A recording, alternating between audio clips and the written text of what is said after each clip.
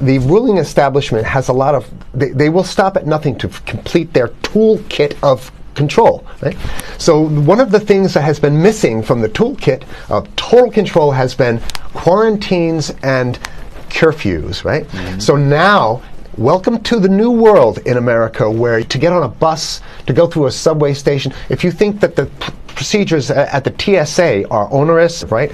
Guess this is coming to a bus depot near you. It's a more invasive way, and the ruling class needs this because, let me say, if the ruling class ever saw wide-scale civil unrest, you'd see an Ebola outbreak in America right away. Okay, so this is, what you see is that Ebola is another tool in the toolbox of the ruling class control. Yeah, to keep down absolutely, repression. Positively, 100%. This is a tool. Right. Ebola doesn't just magically start spreading. Mm-hmm. And then we have this doctors that come back here. The white people, of course, live. Mm-hmm. The two whites who got it survived. All the black people that get it die.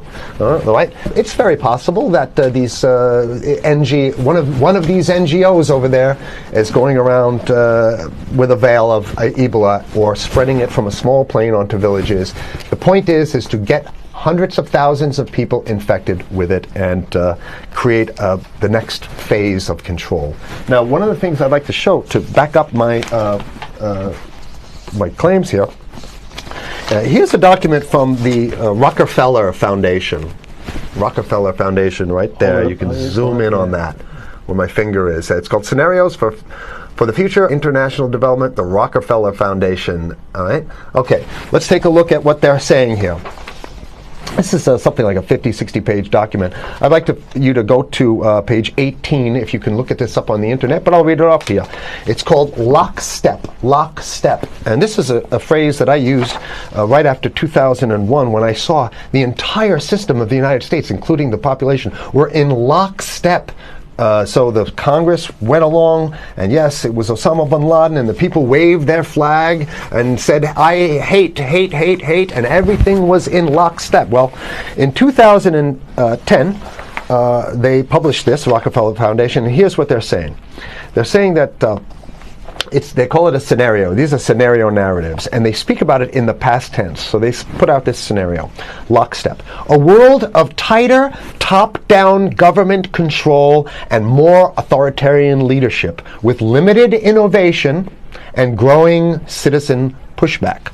Okay, I'll read a little bit of it. In 2012, the pandemic that the world had been anticipating for years, nobody was anticipating a pandemic, finally hit.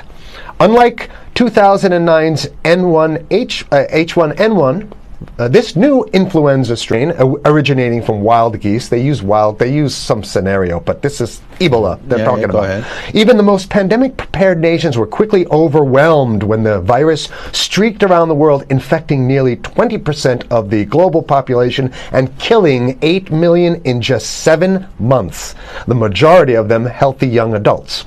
The pandemic also had a deadly effect on economies. You can see the agenda. Just naked, raw, naked control agenda written down, and it's anybody's guess how this becomes effectuated in real life. So whether this is written specifically as marching orders or whether people take it upon themselves in the intelligence networks to say, okay, well, this has been produced, so this is the plan here. But these narratives have to be written in advance because the intelligence agencies don't know how to do these narratives. They need help. So these think tanks, they come up with these like Rand Corporation, Rockefeller Foundation. These are think tanks of death. They're not the think tanks, they're not there to find great ways to help people. Right? Okay, the pandemic also had a deadly effect on economics. International mobility of both people and goods screeched to a halt. Which is what they want. They want a completely isolated world, right? Debilitating industries like tourism and breaking global supply chains. Well, of course they want tourism stopped because they're not in the tourism business, and they want you at home in your house in front of the TV. Then they got you because once you watch the TV, they own your soul. Even locally. Wait a second, we're on television. I mean commercial television, let's say. National. Even locally, a normally bustling manufacturing shops and offices sat empty for months. Okay, so I love how they talk about it in the past tense in 2010. Right? The pandemic blanketed the planet, though disproportionate numbers in Africa died. Southeast Asia and Central America, where the virus spread like wildfire. It sounds like the opening monologue of a disaster movie, right? Exactly. Now listen to, here's the good stuff now. But even in developed countries, containment was a challenge. Now here's this one. I love this one. The United States' initial policy of strongly discouraging, in quotation marks, strongly discouraging citizens from flying proved deadly in its leniency. So they're saying, that... No, keep going. Okay, Read it. Just proved deadly in its leniency. So they should have been tougher, right? Accelerating the spread of the virus, not just within the United States, but across borders. However, a few countries did fare better. China in particular. The Chinese government's quick imposition and enforcement of mandatory quarantine for all citizens, as well as its instant and near hermetic sealing off of all borders, saved millions of lives, stopping the spread of virus far earlier than in other countries. So the message is here is we have to look towards the Chinese, the oppressive totalitarian. Chinese regime as an example of what we need to be doing here. And of course, the ruling class here loves the Chinese regime because they have demonstrated to the ruling class the most efficient form of capitalism, which is authoritarian capitalism. So we have capitalism, but unfortunately we have this veil. I get it. We have this veil of democracy. This is very interesting. This is continue on. Okay. China's government was not the only one that took extreme measures to protect its citizens from risk and exposure. During the pandemic, national leaders around the world flexed their muscles, flexed their authority, and imposed airtight rules and restrictions. You can see the agenda. Okay, go. Okay. From the mandatory wearing of face masks to body temperature checks at the entries to communal spaces like that's what's happening right now. Yeah, but soon it's going to be like body. It'll be at the subway. Yeah, is that what you're saying? We'll be going through this in the to get on the buses and the subway, absolutely, things positively. like that. And what this means though is don't think about having a cigarette, a joint on you, or basically you can't.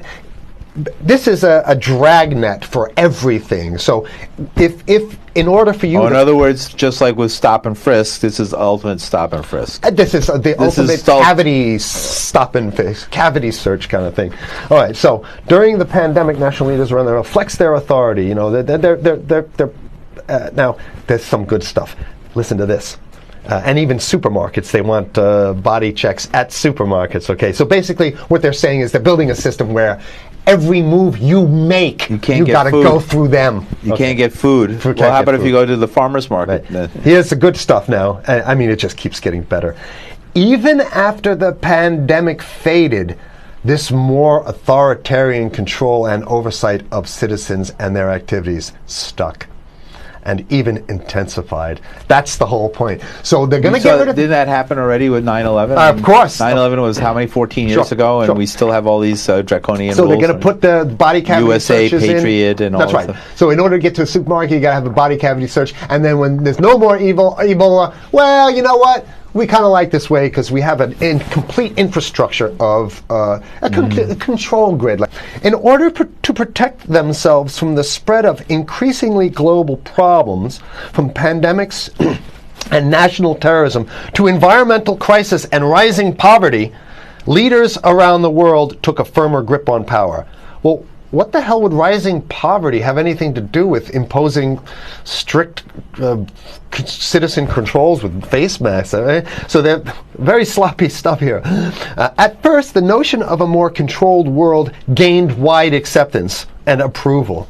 I'm sorry. Nobody likes this stuff. They're just saying it. I have to provide analysis. We only have 5 minutes left, so that's. Oh my God! Okay. Citizens willingly gave up some of their sovereignty and their privacy to more paternalistic states in exchange for greater safety and stability. I mean, that's just a complete naked contradiction to the famous saying that if you think you're going to give up a little bit of security, I mean, if you're going to give up your freedom for security, you're going to get neither. That's the long-standing thing. And here what they're doing is They're not even ashamed or embarrassed to absolutely say the exact opposite. They're saying, yes, we all want to give up our privacy and sovereignty for more stability and security and stability. So you don't get that. When you give it up like that, you get the shaft. Can you show us the cover again of what you were just reading? One more time, and then I have two more documents. Right, this is what we were reading here, and just zoom in a little bit so folks can see it. He'll zoom in, don't worry, you can relax. All right. And scenarios for the future of technology and international development. Okay, now I have two more documents. Keep it zoomed. We have the National Security Memorandum of December 10th, 1974. This is Henry Kissinger's brainchild. The National Security Memorandum number 200. You can look that up on your internet. I'll summarize it. He says that there's too many people, we got to get rid of the population. So to answer your question. Oh, from earlier. Yeah, he says, he used the word depopulation, which is different. Depopulation means killing people that already exist, and it's to get the minerals, because we need the minerals. And here's another one.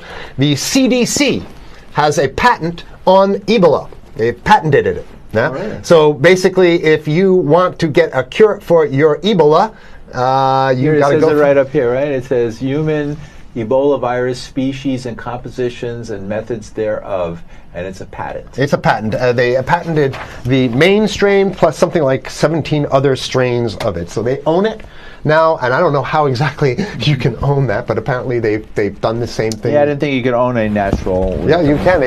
I guess the main thing to finish off this show is this: that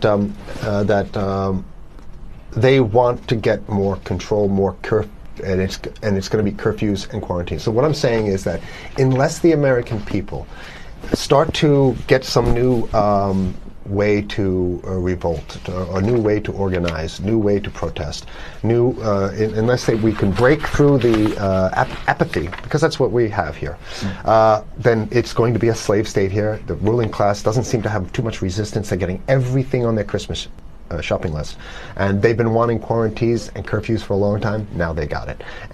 And if you want to live in a world where you're tricked into all this stuff because it's for your safety, right? And if you want to have a probe and make sure you got to check your pockets, make sure you don't have anything incriminating on you before you go out, and when you step out of your house, you want some police there to monitor and see what you're doing. If that's the world you want to live in, be apathetic, don't do anything. You're going to get that world very soon. It's coming your way, definitely. Mm-hmm. Yeah. So what should people do? What's the hope? You have 30 seconds. To wake up, learn about it, and go fight these bastards in Washington. They're easy to beat. If we can just organize, we can beat them. It's simple. They're weak, and there's so few of them.